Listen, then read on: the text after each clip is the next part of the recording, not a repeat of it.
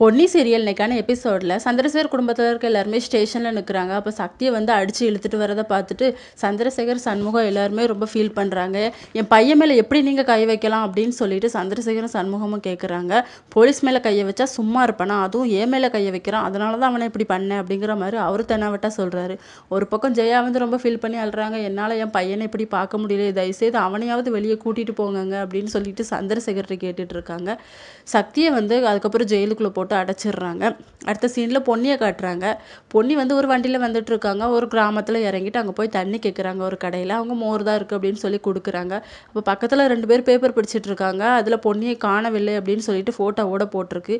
இதை பொன்னி பார்த்துடுறாங்க. அவங்களும் பார்த்துட்டு இந்த பொண்ணு ஃபோட்டோவும் இதுவும் ஒன்று தானே அப்படின்னு சொல்லிட்டு பொன்னியை ஃபாலோ பண்ணுறாங்க. ஆனால் பொன்னி எப்படியோ தப்பிச்சு போயிடுறாங்க தலையில் முக்காடு போட்டுட்டு.